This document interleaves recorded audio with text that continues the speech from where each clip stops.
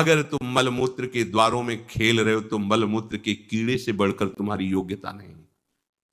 समझिए, आप समझिए, वो भी जीव है, भगवदंश, जो मलमूत्र का कीड़ा बना हुआ नालियों में डोल रहा है। तुम भी तो उसी नाली में तो डोल रहे हो। यदि भगवदंश होकर भगवान नाम जप नहीं कर रहे हो, अपने स्वरूप को नहीं समझ रहे हो, चिदानंद सुख की तरफ आकर्षित नहीं हो रहे हो, तो गोस्वामी जी कह रहे वे अभागी हैं। हम लोग अपने को बड़ा भाग्यवान कब मानते हैं? जब विषय भोगों की बाहुल्यता हो जाए।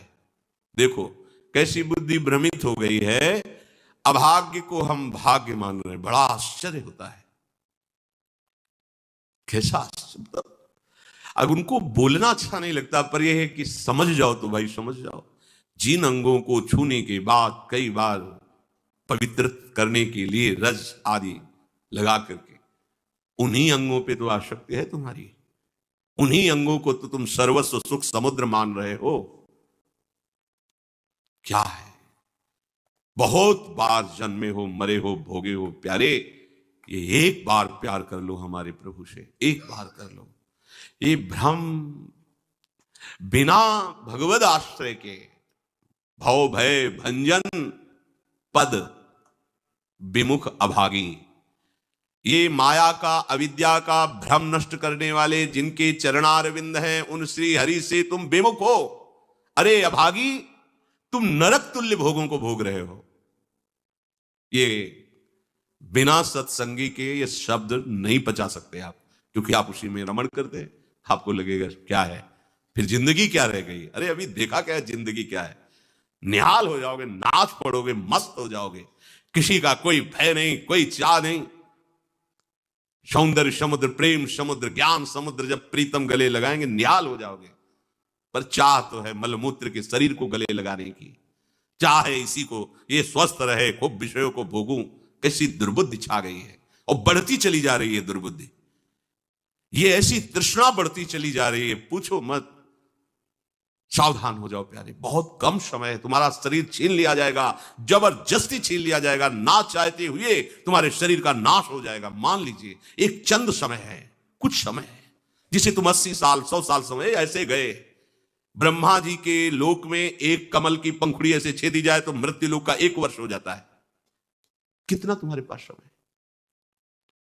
हमारी रात सोने में चली जाती है, दिन नाना प्रकार के भोगों के संग्रह के लिए, कमाई के लिए, भोगों के भोगने के चिंतन में चली जाए। हमारा सच्चा जो मार्ग है, जो सत्य मार्ग है, जहां सुख मिलना है, हमारे पास समय नहीं उसके लिए। किसी से बात, हमारे पास समय नहीं है। वाह, समय का बढ़िया सदुपयोग कर रहे हो, परिणाम तुम्हें समझ में आएगा। गोस्वामी जी कह रहे हैं कि निशिवासर रुचि पाप अशुचि मन, ये मन अपवित्र हो चुका है भोगों का चिंतन करने से। रात दिन पाप हो रहे हैं, समझ में नहीं आता कि हम पाप कर रहे हैं। एक सेकंड में हमारे मन की वृत्ति दूसरे के दुख को दुख नहीं समझती, उसे दुख देकर सुख भोगने के लिए आज्ञा दे देती। करो बस, जितनी सुंदरता संसार में उसके सबके मैं भोक्ता बन जाऊं। मलिन मन, यहां कुछ सुंदर है क्या? अगर एक दिन 10-20 बार सोच हो जाए, ऐसी दवा खवा दो, फिर उसी के देखो चेहरे की कांति कैसी हो जाएगी। अगर 2-3 दिन हालत चलती रही, देखने लायक नहीं रह जाएगा चेहरा। इसको तुम कुछ खास समझते हो? पानी का बुलबुला फूटने में देर नहीं लगती, पर तुम कमा क्या रहे हो? एक कर्म भूमि है, तुम यहां आए हो अच्छे कर्म करने के लिए, प्रभु की प्राप्ति के लिए, महासुख प्राप्ति के लिए। पर निशिवासर रुचि पाप, रुचिपूर्वक पाप कर रहे हैं। छल पूर्वक आपने किसी का धन अपहरण कर लिया, किसी की हिंसा कर दी, व्यभिचार कर लिया। आप अपने मित्रों में बैठकर अहंकार पूर्वक बात करते, तुम्हें पता है मैंने इतने रुपए उड़ा दिए, उसको पता भी नहीं चलने दिया। पता है तुमने आज हमने उसके साथ एक गलत किया, कोई कुछ नहीं कर सकता। इतने वीर नहीं हो। वही कर्म तुम्हारा जब फलीभूत होगा, तुम्हें ब्रह्मा भी नहीं बचा पाएंगे, त्राहिमाम बोलने का अवसर भी नहीं रहेगा। देख लेना, देखने लायक नहीं रह जाओगे। सावधान हो जाओ। देखो ये सत्संग है तुम्हें सत्य वस्तु की अनुभूति कराने के लिए। तुम जहां असत में राग के हो तो चुभेगा, तुम्हें जलन पैदा होगा। हम चाहते हैं कि तुम्हारे हृदय में ये बात लगे और तुम्हारी शूरवीरता जागृत हो, जो भगवत अंश की है, और तुम असत का त्याग करके भगवत मार्ग की पथिक बनो। खलिमति मलिन निगम पथ त्यागी, ये भगवत वाणी, गीता जी, श्रीमद् भागवत जी और भी भगवत प्रेमी महात्माओं के वचन, ये महासुख के लिए हैं। तुम इनका त्याग करके मनमानी आचरण कर रहे हो, बहुत समय नष्ट कर रहे हो, आप पछताना पड़ेगा। ऐ खल, अपनी मति को असत आचरणों में मत लगा, अपनी दुष्टता को मत बढ़ा और गर्व करता है कि मुझे कोई भी परास्त। तुम हो क्या? हो क्या तुम? एक सेकंड में दिल की गति रुक जाए, तुम हो क्या? कुछ नहीं हो, कुछ नहीं रोक सकते हो। सावधान हो जाओ, राधा राधा राधा। सावधान होकर चलोगे, महासुख स्वरूप तुम हो, तुम्हें किसी और सुख की जरूरत नहीं है। हमारी दुर्दशा ऐसी क्यों है? नहीं सत्संग, सत्संग केवल भगवत प्राप्ति के लिए होता है। बड़े भाग पाइप सत्संगा भी नहीं, प्रयास हो भो भंगा, ये मनोरंजन नहीं है। इसीलिए सत्संग मिलना दुर्लभ होता है। अगर भगवत वार्ता किसी को प्रसन्न करने के लिए, उनके मन को घसीट करके अपनी वासनाओं की पूर्ति के लिए किया जाता, उसे सत्संग नहीं कहते। हम ऐसा बोले कि सामने वाला प्रभावित हो और अपनी जेब से पैसा निकाल के हमारे पास रख के हमारे ऊपर श्रद्धा करे, हमारा प्रणाम करे, हमारी यश कीर्ति हो, यह सत्संग नहीं है। हमारी बात मानकर सच्चिदानंद प्रभु में इसका मन लग जाए, संसार के भोगों से इसका मन हट करके अपने स्वरूप में स्थित हो, प्रभु में लगे, उसे सत्संग कहते हैं। भक्ति स्वतंत्र सकल सुख खानी, और बिनु सत्संग न पावई प्राणी। सत्संग का क्या फल है? हरि से प्रेम हो जाना, संसार का राग नष्ट हो जाना।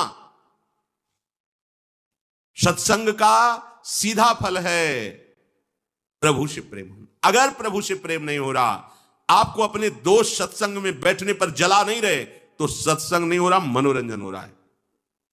जहां सभा में बैठने से आपकी आग लग जाए, इतना गलत मैंने किया, इतना मैं गलत हूं, कब मैं इससे हो, जान जाओ कि सत्संग हो रहा है। जहां श्रवण से आपका हृदय दाह युक्त होने लगे, धिक्कार हमारे जीवन को, मैंने ऐसा किया, धिक्कार हमारे जीवन को, मैं कैसा जी रहा हूं, कब ऐसा अवसर आएगा जैसा बताया जा रहा है मैं ऐसा चलूं, मतलब सत्संग हो रहा है। नहीं सत्संग, और इसका फल हरि भजन। तो बोले भजन नहीं हरि को। आप इतना दान करें आपको इतने गुना मिलेगा, आप ऐसा करें ऐसा हो जाएगा, 100 में 10 रुपए दान करें 90 आपके पवित्र हो जाए। सत्संग नहीं, ये सत्संग नहीं। 100 में 90 अपने मानिए और 10 हमें दे दीजिए, इसे सत्संग नहीं कहते। 100 के 100 का अभिमान त्याग कर प्रभु के चरणों, वो 100 है, 100 को स्वीकार मत करो तो जीवित रहोगे, 100 को स्वीकार कर लिया तो 100 हो जाओगे। 100 का मतलब समझते हो? जिन हरि भगत हृदय नहीं आनी, जीवित सब समान ते प्राणी। जीवित सब जिंदा मुर्दे के समान, ते नर नरक रूप जीवत जग। किसी भी वस्तु का अहम और ममत्व न रह जाए और प्रभु में, यह सत्संग का स्वरूप। सत्संग का स्वरूप तुम्हारे मन को खुशी नहीं, तुम्हारे मन को मार देगा। सत्संग का स्वरूप तुम्हारे मन को मार करके सच्चिदानंद प्रभु में लगा देगा। महाभागवतों के वचन, भगवान की वाणी तुम्हें भगवत स्वरूप में स्थित करेगी, प्रपंच का बढ़ावा नहीं।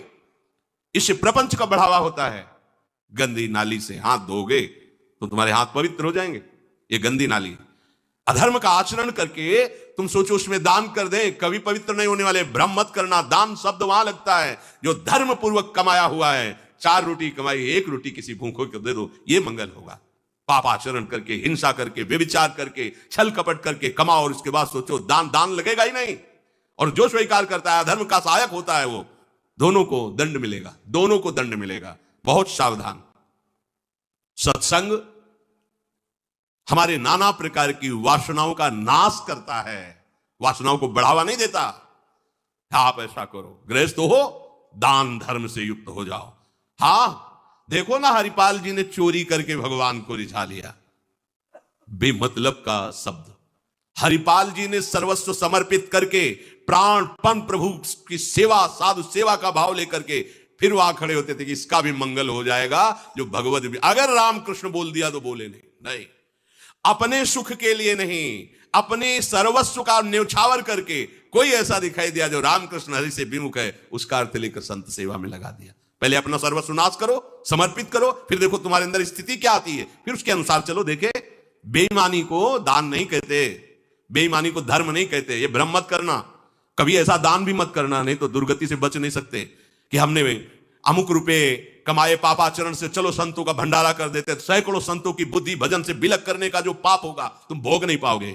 मत देना कभी संतों को, जो तुम्हारा पाप का कमाया हुआ धन हो, कभी मत देना संतों को। उन्होंने जीवन अर्पित किया प्रभु के लिए। अगर तुम्हें पवित्र होना है तो प्रणाम करो, उनकी बात मानो, इसी से तुम्हारा मंगल हो जाएगा।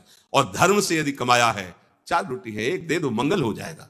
बात इस तरह से। सत्संग का फल सीधा भगवत स्वरूप में स्थित होना, प्रपंच का बढ़ावा देना नहीं। अगर अपनी वासना को अंदर रख करके बोला जाता है और हम खुदा सत्य में स्थित हैं, तो क्या सत्संग?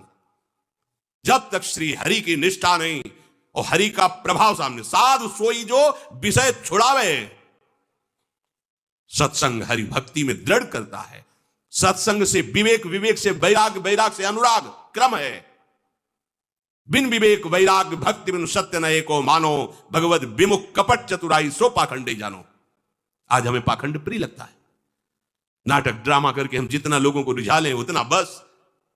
बहुत सावधान, ये रिझाने का नहीं है, ये रिझाने को हरि के लिए, हरि को रिझाओ। ये अनंत ब्रह्मांड 1 सेकंड में उसने पैदा कर दिया। तुम्हारे लिए छोटा मोटा वैभव क्या चीज है? उसके लिए तुम्हारे छल कपट की जरूरत है, तुम्हारे नाटक ड्रामे की जरूरत है। उसी का नाटक बहुत बड़ा है, उसी के नाटक को जान जाओ तो तुम नाटक से मुक्त हो जाओगे। जगन नाटक वैभवा, गोपाल शास्त्र नाम में प्रभु का एक नाम है। नहीं सत्संग भजन नहीं हरि को, श्रवण न राम कथा अनुरागी। कानों से भगवत चर्चा नहीं सुहाती। बस वो बात बताओ जिससे हमारी कामना की पूर्ति हो जाए। जो कहो हवन कर दे।